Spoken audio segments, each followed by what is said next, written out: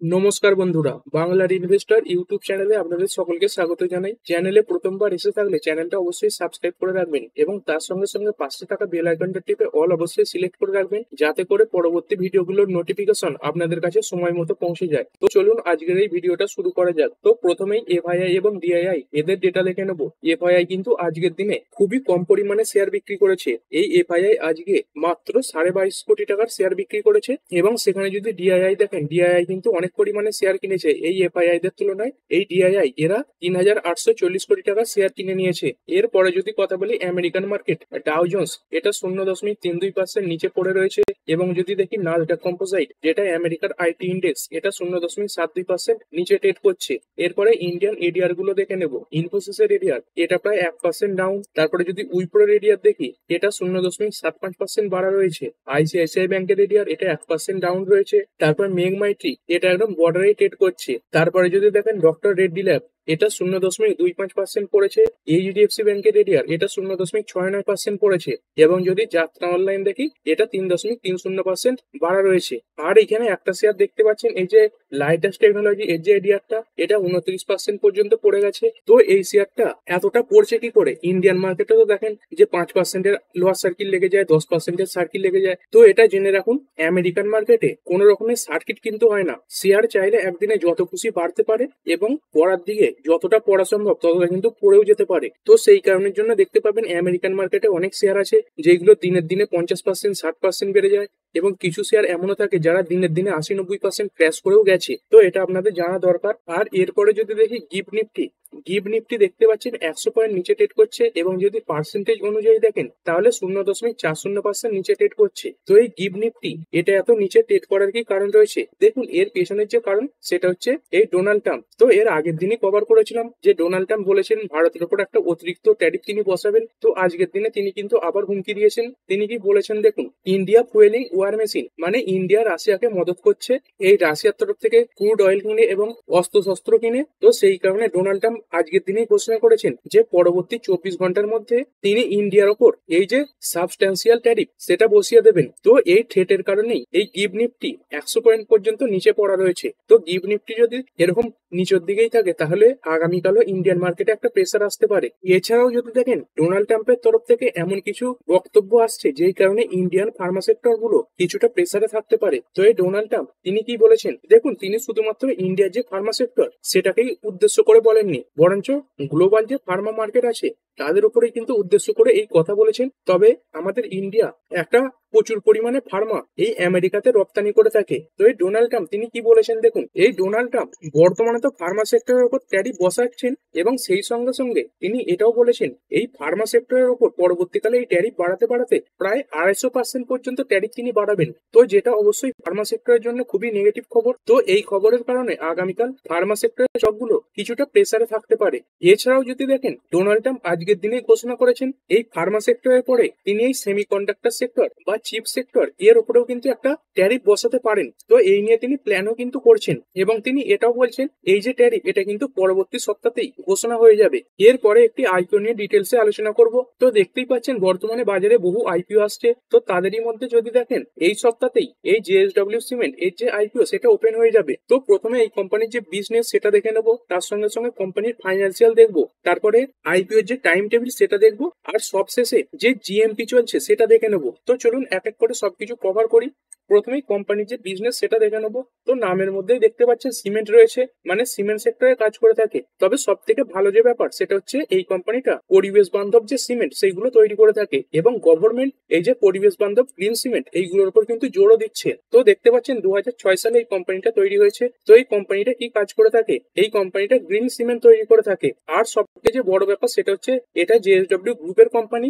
কোম্পানির মোট দেখতে পাচ্ছেন 7খানা প্ল্যান্ট রয়েছে এই মুহূর্তে, একটা ইন্টিগ্রেটেড ইউনিট রয়েছে, একটা ক্লিনকার ইউনিট রয়েছে এবং 5টা গ্রাইন্ডিং ইউনিট রয়েছে এবং যেগুলো কোথায় কোথায় লোকেটেড রয়েছে দেখতে পাচ্ছেন অন্ধ্রপ্রদেশে রয়েছে, তারপরে কর্ণাটকতে আছে, তারপর তামিলনাড়ু এইখানে আছে, মহারাষ্ট্রতে আছে এবং ওয়েস্ট বেঙ্গলে রয়েছে, আর এই উড়িষ্যাতে রয়েছে।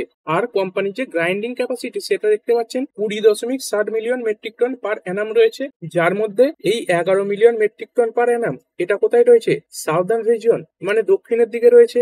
তারপর 4.50 মিলিয়ন মেট্রিক টন এইটা দেখতে পাচ্ছেন ওয়েস্টার্ন রিজিয়নে রয়েছে এবং 5.10 million metric ton per annum এটা কোথায় রয়েছে, এটা এই ইস্টার্ন রিজিয়নে রয়েছে। মানে এই জায়গাগুলো থেকে কোম্পানির এই যে উৎপাদন সেগুলো হয়ে থাকে এবং কোম্পানির বিভিন্ন প্রোডাক্ট রয়েছে সেগুলো কোম্পানি বলেছে এই ব্লেন্ডেড সিমেন্ট রয়েছে, তারপর যে অর্ডিনারি সিমেন্ট সেইগুলো রয়েছে। এর সঙ্গে সঙ্গে এই সিমেন্ট সেক্টরের সঙ্গে যুক্ত বিভিন্ন যে প্রোডাক্ট সেগুলো কিন্তু এই কোম্পানিটা তৈরি করে থাকে। এছাড়াও দেখতে পাচ্ছেন এই যে রেডিমেড কংক্রিট, তার সঙ্গে সঙ্গে স্ক্রিন স্ল্যাগ, তার সঙ্গে সঙ্গে যে কনস্ট্রাকশনে ব্যবহৃত কেমিক্যাল সেইগুলো এই কোম্পানিটা তৈরি করে।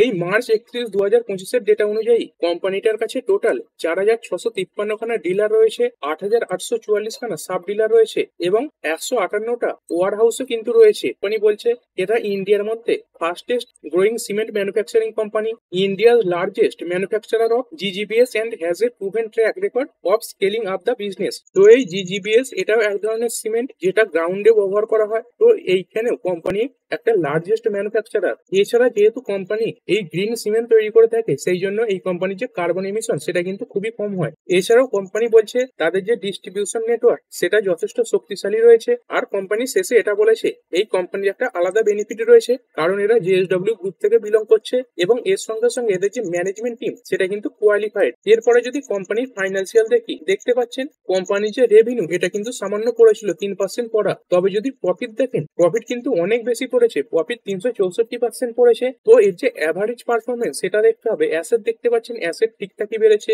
তারপরে যদি টোটাল ইনকাম দেখেন এই 2023 ফাইন্যান্সিয়াল ইয়ারে 5,982 কোটি, তারপরে এই 2024-এ কিছুটা বেড়ে গিয়েছিল, তারপরে দেখতে পাচ্ছেন এই 5,914 কোটি এই 25 ফাইন্যান্সিয়াল ইয়ারে হয়েছে। তো টোটাল ইনকাম এটা কিন্তু কমেছে। তারপরে যদি প্রফিট আফটার ট্যাক্স দেখি কোম্পানি এই 2025 ফাইন্যান্সিয়াল ইয়ারে লসে চলে এসেছে, এর আগে কোম্পানি প্রফিটে ছিল। তারপরে যদি এবিটা দেখেন এবিটাও কিন্তু দেখতে পাচ্ছেন এর আগের দুটো ফাইন্যান্সিয়াল ইয়ারের তুলনাতে কমেছে এবং কোম্পানির কাছে বর্তমানে 2352 কোটি টাকার নেট অর্থ রয়েছে এবং কোম্পানির কাছে বর্তমানে 1287 কোটি টাকার রিজার্ভ এবং সারপ্লাসও রয়েছে। তবে যদি দেখেন কোম্পানির যে ধার সেটা কিন্তু যথেষ্ট বেশি। কোম্পানির কাছে বর্তমানে 6,166 কোটি টাকার ধার পড়ে রয়েছে। তো দেখতে পাচ্ছেন যেটা নেট ওর্থ এবং তার সঙ্গে সঙ্গে যে রিজার্ভ এবং সারপ্লাস রয়েছে এদের থেকে অনেকটাই বেশি। তো যেসব কোম্পানি কনস্ট্রাকশন সেক্টরে কাজ করে থাকে তাদের যে ধার সেগুলো কিন্তু বেশি হয়ে থাকে। এরপরে যদি আরো ডেটা দেখেন বেশিরভাগ ডেটাই মাইনাসে রয়েছে। আরওই রয়েছে 6.90, তারপরে আরওসি এটা মাত্র 7.05%, ডেট টু ইকুইটি এটা প্রায় 1%-এর কাছাকাছি, রিটার্ন অন নেট ওর্থ এইটাও মাইনাসে রয়েছে, তারপর প্যাড মার্জিন এটা মাইনাসে রয়েছে, তারপরে যে এবিটা মার্জিন এটা রয়েছে 13.78% এবং যে বুক ভ্যালু এটা 6.17। তো এখনো পর্যন্ত কোম্পানির যে ফাইন্যান্সিয়াল দেখছি সেদিকে কিন্তু খুব একটা ভালো দেখা যাচ্ছে না, মানে একটা অ্যাভারেজ ফাইন্যান্সিয়াল কিন্তু এই কোম্পানি রয়েছে। তো পরবর্তীকালে কোম্পানি ইমপ্রুভ করতে পারে এবং বড় গ্রুপ থেকে বিলং করছে সেদিক থেকে কোম্পানির কিছু সুবিধাও রয়েছে। এরপরে যদি ইপিএস দেখি ইপিএসও মাইনাসে রয়েছে এবং যদি পি রেশিও দেখেন পি রেশিও কিন্তু মাইনাসে রয়েছে। এরপরে কোম্পানি বলছে তারা যে আইপিও আনবে সেখান থেকে যে টাকাটা উঠবে সেটা কোন কাজে ব্যবহার করবে, part financing the cost of establishing a new integrated cement unit at Nagpur Rajasthan. মানে এই নাগপুর রাজস্থানে একটা এরা নতুন এই ইন্টিগ্রেটেড সিমেন্ট ইউনিট খুলবে এবং তার সঙ্গে সঙ্গে কোম্পানির কিছু ধার রয়েছে যেগুলো তারা ফুল বা পার্টে পেমেন্টও করতে পারে এবং এর সঙ্গে সঙ্গে কোম্পানি কিছু জেনারেল কর্পোরেট পারপাসেও এই যে আইপিও টাকা সেটা ব্যবহার করবে। আর কোম্পানির আইপিও তে অ্যাপ্লাই করার পর সেই যে আইপিও ডিটেলস এটা কোথায় চেক করবেন, দেখতে পাচ্ছেন এই যে কেফিন টেকনোলজিস লিমিটেড এর যে ওয়েবসাইট সেখানে আপনারা এই আইপিও যে অ্যালটমেন্ট স্ট্যাটাস সেটা চেক করতে পারবেন। তো এরপর আইপিও যে টাইম টেবিল রয়েছে সেগুলো দেখে নেব। তো দেখতে পাচ্ছেন আগস্ট মাসের 7 তারিখ থেকে এই যে আইপিও সেটা ওপেন হয়ে যাবে এবং আগস্ট মাসের 11 তারিখে এই যে আইপিও সেটা ক্লোজ হয়ে যাবে এবং ফেস ভ্যালু এটা রয়েছে 10। তো পরবর্তীকালে কিন্তু অনেকগুলো স্প্লিটের আশা করাই যায় এবং যদি প্রাইস ব্যান্ড দেখেন 139 থেকে 147 প্রাইস ব্যান্ড রয়েছে। তো এই 147 এটা কিন্তু কাট অফ প্রাইস থাকছে। আর দেখতে পাচ্ছেন যেহেতু প্রাইস ব্যান্ড এটা কমের দিকেই রয়েছে সেই কারণে রিটেলদের যে পার্টিসিপেন্ট সেটা কিন্তু অনেকটাই বেড়ে যাবে।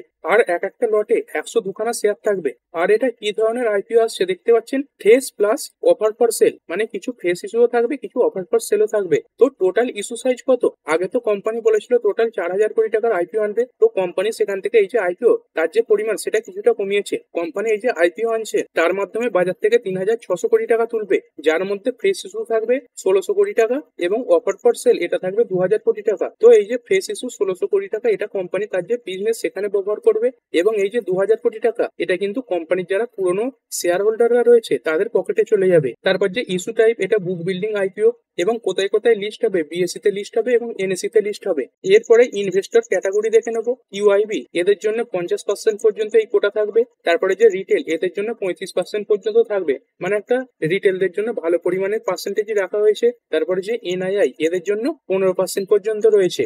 এরপরে আরো একবার ডেট দেখে নেবো। আগস্ট মাসের 7 তারিখে ওপেন হচ্ছে, 11 তারিখে বন্ধ হচ্ছে। কবে অ্যালটমেন্ট হতে পারে? আগস্ট মাসের 12 তারিখে অ্যালটমেন্ট হতে পারে। আর আপনি যদি আইপিও না পান তাহলে সেই টাকা রিফান্ড হয়ে যাবে আগস্ট মাসের 13 তারিখে। আর আপনি যদি আইপিওর অ্যালটমেন্ট পেয়ে যান তাহলে সেই আইপিওর যে শেয়ারগুলো সেগুলো আগস্ট মাসের 13 তারিখে আপনার ডিম্যাট অ্যাকাউন্টে ক্রেডিট হয়ে যাবে। আর লিস্ট কবে বাজারে হতে পারে?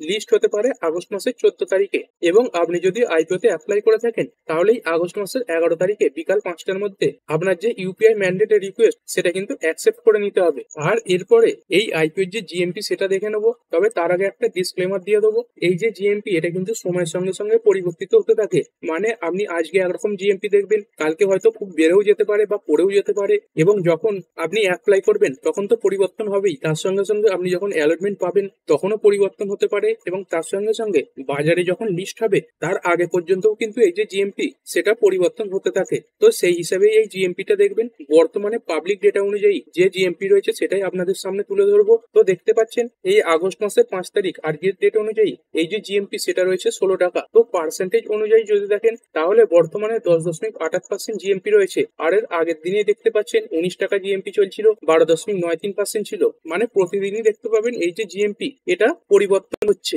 তো এই আইপিও সম্বন্ধে বর্তমানে যতগুলো ডেটা ছিল সবই বলে দিলাম। ফাইন্যান্সিয়ালও কিন্তু খুব একটা ভালো নেই এবং এই যে জিএমপি সেটাও বর্তমানে খুব একটা ভালো নেই। এই যে 11%-এর কাছাকাছি জিএমপি চলছে, মার্কেট যদি খারাপের দিকে যায় এটা কিন্তু যে কোনো সময় নেগেটিভেও চলে আসতে পারে। আবার এমনও হতে পারে 10% জিএমপি অ্যাপ্লাই করার সময় সময় হয়তো 30%-40% পর্যন্ত বেড়ে যেতে পারে। তো আপনি যদি লিস্টিং গেনের জন্য অ্যাপ্লাই করেন তাহলে যখন অ্যাপ্লাই করবেন তখনকার যে জিএমপি সেটা দেখে তারপরে অ্যাপ্লাই করবেন। আর আপনি যদি লং টার্মের জন্য ইনভেস্টমেন্ট করেন তাহলে এটাই বলবো, আইপিও আসার পরে 3 থেকে 4টে কোয়ার্টার এর যে রেজাল্ট সেটা ভালোভাবে দেখে তারপরে ইনভেস্ট করার কথা চিন্তা ভাবনা করবেন। এরপরে কিছু কোম্পানির কোয়ার্টার 1-এর রেজাল্ট নিয়ে আলোচনা করব। প্রথম যে কোম্পানি সেটা হচ্ছে ভারতী এয়ারটেল। তো এর যে রেজাল্ট সেটা দেখবো। কোম্পানির যে সেলস ইয়ার অন ইয়ার 28% বেড়েছে, 38,506 কোটি থেকে বেড়ে হয়েছে 49,463 কোটি। এর আগের কোয়ার্টারের তুলনাতেও বেড়েছে। তারপরে হচ্ছে এবিটা, এটাও ইয়ারলি এবং কোয়ার্টারলি বেড়েছে। এবং যদি নেট প্রফিট দেখি, নেট প্রফিট 4,718 কোটি থেকে বেড়ে হয়েছে 7,422 কোটি টাকা।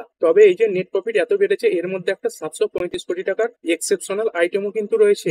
এবং এর আগের কোয়ার্টারের তুলনাতে যদি দেখেন তাহলে এই যে নেট প্রফিট এটা কিন্তু অনেকটাই কমেছে। আর এরপর মার্কেটে যে অনুমান সেটা দেখে নেবো। দেখতেই পাচ্ছেন কোম্পানির যে প্রফিট এটা 46% বেড়েছে এবং আরপু মানে অ্যাভারেজ রেভিনিউ পার ইউজার এটা 2.1% বেড়েছে। এরপরে যদি মার্কেটের অনুমান দেখি, রেভিনিউ এসেছে 49,462 কোটি টাকা।